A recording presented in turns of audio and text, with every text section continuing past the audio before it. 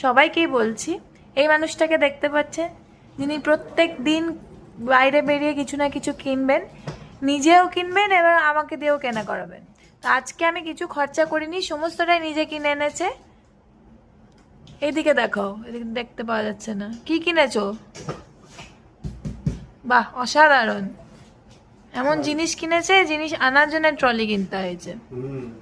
যাই হোক, সেটা নয়, ট্রলিটা ট্রলিটা অ্যাকচুয়ালি গিফটের জন্য এনেছে, স্পেশাল মানুষকে গিফট করবে বলে এনেছে। তো দেখি ট্রলির ভিতরে কি আছে, দেখি।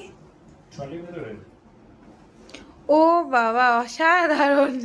ট্রলির ভিতরে গ্রসারিজ, বাবা ওইদিকে চাল, বাহ অসাধারণ।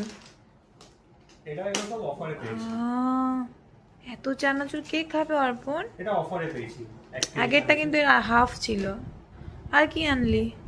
এই তো কিষান টমেটো কেচাপ, এটাও অফারে ছিল। আজকে আমি ও শপিং এর সময় ছিলাম না, ও নিজে নিজেই শপিং করেছে।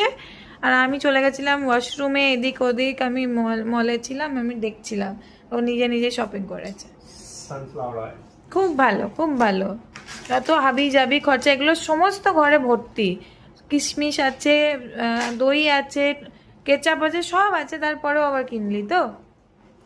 হ্যাঁ, ট্রলিটা খুবই ভালো হয়েছে, এটা মানে খুব দরকারের একটা জিনিস। ওরে বাবা, বাহ! পুজোর জামাও কিনেছো নিজে নিজে? এটা অফিসের শার্ট কিনলাম, ফর্মাল শার্টস। খুব ভালো হয়েছে। বাহ, দুটো নিয়েছিস? দুটো। বা একই কেন দুটো নিলি রে? অন্য অন্য নিতে হতো। অফারে পেলাম, ওই জন্য নিয়ে নিলাম। বাহ, সুন্দর, বাহ।